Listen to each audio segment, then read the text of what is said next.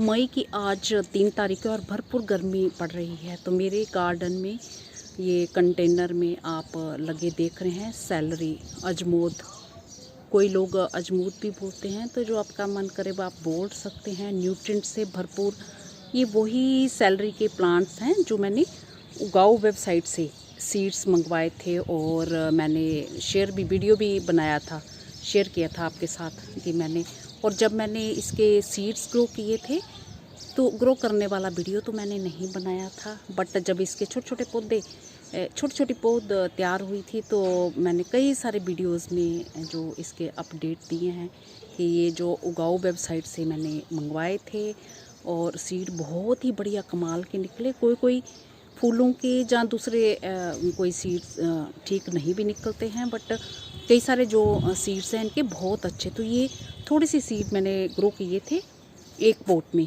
इसमें ये जो देख रहे हैं इतने सारे पौधे तैयार हैं और भी मेरे गार्डन में ये सेलरी के खूब सारे लगे हैं और इतना सारा मैंने इसे हार्वेस्ट किया है। तो मई महीना है और देखिए इतने हरे भरे, इतनी गर्मी है हमारे यहाँ।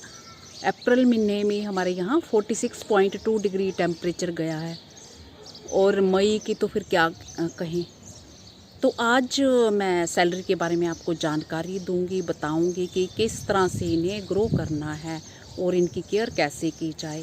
तो क्योंकि हम जो गर्म जगह में रहते हैं, मैं इंडिया के सेंटर में रहती हूँ, तो इस टाइम ग्रो करने का टाइम तो इसका निकल गया है। पहाड़ी इलाकों में कब ग्रो की जाती है और मैदानी इलाकों में कब ग्रो की जाती है। तो जब आपने इसे ग्रो करना हो तो फिर आप मेरा वीडियो देख के ये जानकारी पा सकते हैं। नमस्कार जी, मैं मंजू। आज मैं आपको सेलरी प्लांट के बारे में बताऊंगी। जैसे कि मैं पहले बोल चुकी हूँ, तो न्यूट्रिएंट से भरपूर इसमें खूब सारे एंटीऑक्सीडेंट्स और पोटाशियम, कैल्शियम, विटामिन के, खूब सारे विटामिन में जैसे विटामिन सी और विटामिन ए, विटामिन के, और भी इसमें बहुत कुछ पाया जाता है। इसके अलावा ये जो है प्लांट फाइबर से भरपूर है, तो इसके इस्तेमाल से जो कई सारी प्रॉब्लम्स दूर होती हैं। तो मैं ज़्यादा डिटेल में नहीं जाऊंगी, फिर वीडियो मेरा बहुत सारा लंबा हो जाएगा। तो मोटी बात करूं, कैंसर के पेशेंट के लिए ये बहुत ही बढ़िया है, और जिन्हें कॉन्स्टिपेशन की प्रॉब्लम रहती है तो उनके लिए ये बहुत बढ़िया है। कॉन्स्टिपेशन को ये दूर करता है, ब्लड प्रेशर को कंट्रोल करता है, हार्ट की हेल्थ को जो ये बढ़िया रखता है। तो आजकल जो एक प्रॉब्लम बहुत ही कॉमन है, मोटापे की प्रॉब्लम, तो ये वेट लॉस करने के काम भी आता है। तो इससे लोग कैसे इस्तेमाल करते हैं इसे, इसका सूप बना के पिया जाता है, जूस बना के पी सकते हैं, और मिक्स वेजिटेबल में इस्तेमाल कर सकते हैं, सैलेड में। तो हम ज़्यादातर जैसे फ्राइड राइस वगैरह मिक्स वेजिटेबल उसमें डालती हूँ, मैं उसमें भी इसका खूब इस्तेमाल करती हूँ, सैलेड में भी करती हूँ। तो कई तरीक़ों से इसका जो इस्तेमाल होता है। तो ज़्यादातर लोग जो है इसकी स्टॉक को खाते हैं, पर आप सारे हिस्सों को, इसके जड़ को छोड़ के, स्टॉक, पत्तों को सब खा सकते हैं इसके। तो इसे कच्चा और पकाकर दोनों तरीक़ों से आप खा सकते हैं। जैसे कि मैंने बोला कि सैलेड में इस्तेमाल करते हैं, तो जैसा आपका मन चाहे वैसे आप इसे बना सकते हैं। तो इसका फ्लेवर ऐसा होता है कि अकेली सब्जी बना के खाना तो ज़्यादा अच्छा नहीं लगता है। हाँ, मिक्स वेजिटेबल में आप इसे जो बना सकते हैं। प्रोपगेशन का बस मैं अभी बाद में बताती हूँ। तो मैं मेन बता दूँ कि जो गर्म इलाके वाले होते हैं तो वो इससे सर्दियों में ग्रो करते हैं, बट ये मतलब नहीं कि सर्दियों वाले से सर्द मौसम में ग्रो नहीं कर सकते। तो हाँ, जिनके यहाँ बर्फ़ ना पड़ती हो तो वो इसे सर्दियों में भी ग्रो कर सकते हैं। और बाकी मैं आगे पूरा इसका बताऊंगी कि कब कब इसे प्रोपगेशन इसकी की जाती है। मैदानी इलाके वाले जो इसे सीड से कब कब ग्रो करें, तो वो अगस्त से अक्टूबर तक इसे ग्रो कर सकते हैं। और पहाड़ी इलाके वाले जो हिल एरियाज़ वाले हैं तो वो इससे फरवरी से अप्रैल तक ग्रो कर सकते हैं।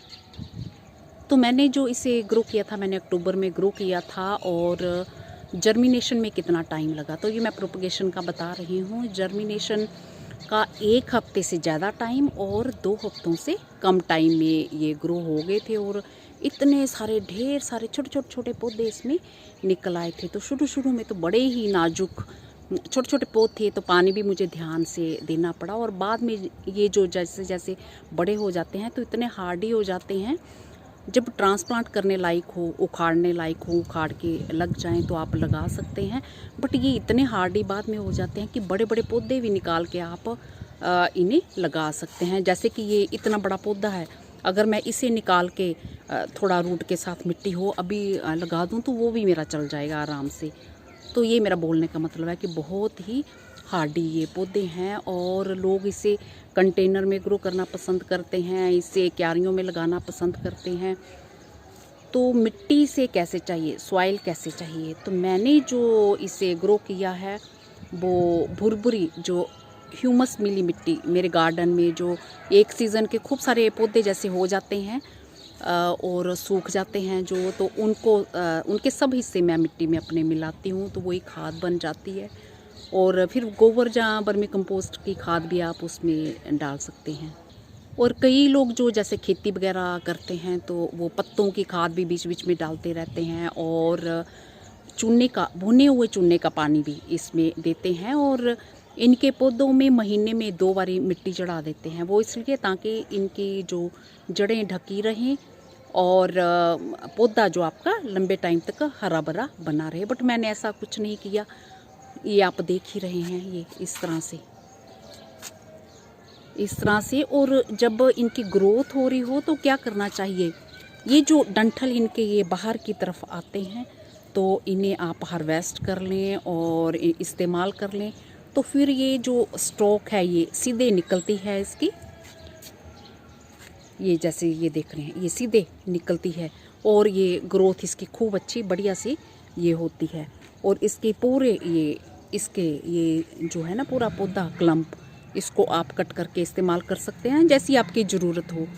तो मैं ये पत्ते ऐसे जो बाहर आते जाते हैं तो मैं इन्हें हार्वेस्ट करती रहती हूँ, और जैसे जैसे इस्तेमाल करने हो। और बहुत सारे अगर आपके गार्डन में ये पौधे लगे हैं तो आप सोच रहे हैं कि इतना आप हार्वेस्ट नहीं कर सकते, तो फिर चिंता वाली कोई बात नहीं है, इसे आप ड्राई कर सकते हैं और इसका पाउडर बना के जब मर्जी इस्तेमाल कर सकते हैं। बस अच्छी ग्रोथ के लिए आपने ये करना है कि बेस से जो इसके ये डंठल निकलते हैं ना जो बाहर की तरफ, जैसे ये बाहर की तरफ आ रहा है तो इसे आप हार्वेस्ट कर लेना, और फिर सीधे अच्छे से ये निकलेंगे। तो आप इसे किसी उसमें, मैंने देखा ये प्लास्टिक पॉट में अगर लगाएं तो बहुत बढ़िया रहते हैं। वैसे तो किसी चीज़ में भी आप इसे लगा सकते हैं, बहुत ही हार्डी प्लांट है, मैं इसलिए कह रही हूँ। तो अभी मैंने प्लास्टिक पॉट क्यों कहा, वो मैंने इसलिए कहा क्योंकि इससे जो पानी की ज़रूरत होती है, हल्की मॉइस्ट मिट्टी चाहिए होती है, तो हमारे यहाँ बहुत सारी गर्मी पड़ती है, तो प्लास्टिक पॉट में जो है मॉइस्चर लंबे टाइम तक बना रहता है।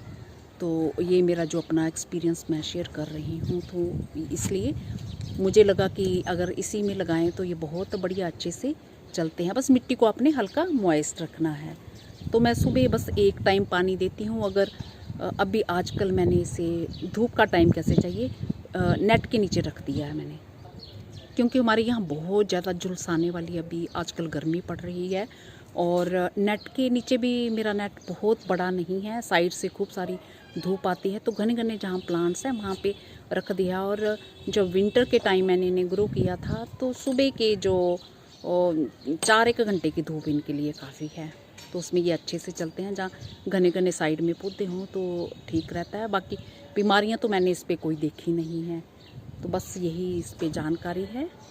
तो इस तरह से देखा ना, अपनी सैलरी को ग्रो करना बहुत ही आसान है, और इतने टाइम से मैं इसे हार्वेस्ट करती आ रही हूँ, खा खा के ये ख़त्म ही नहीं हो रहे हैं। और भी मैंने कई सारे, मैंने बताया ना कि गमलों में लगे हुए हैं, बहुत ही हार्डी प्लांट है। तो इस तरह से ये देखिए खूब ही बढ़िया अच्छे से। तो धनिए की तरह इसके खूब सारे पत्ते जैसे धनिए की शक्ल के होते हैं, बट फ्लेवर इसका काफ़ी कुछ अलग होता है। तो इसमें खूब सारे फ़ायदे इसके होते हैं, खूब सारी बीमारियों को भी दूर करता है। तो आप नेट में सर्च कर सकते हैं, तो मैं ज़्यादा डिटेल में नहीं गई हूँ। तो बस जो मेरा एक्सपीरियंस था वो मैंने आपके साथ शेयर किया है। तो अगली बारी जब आप ग्रो करना चाहें तो आप ज़रूर करें। अगर पहाड़ी इलाकों वाले जहाँ पे बहुत ज़्यादा जो अभी गर्मी जैसी उनके नहीं हो रही है, ठंडा मौसम है, तो अभी भी कुछ एक सीड वो ग्रो कर सकते हैं। वैसे तो अप्रैल तक ग्रो किए जाते हैं वहाँ पे, पर आप थोड़े से डाल के देख लीजिए। तो ये देखिए इस तरह से। इसी के साथ नमस्ते जी, शुक्रिया। और इतनी भरपूर गर्मी में हरे भरे पौधे देखना तो बहुत ही कमाल का एक्सपीरियंस है ये।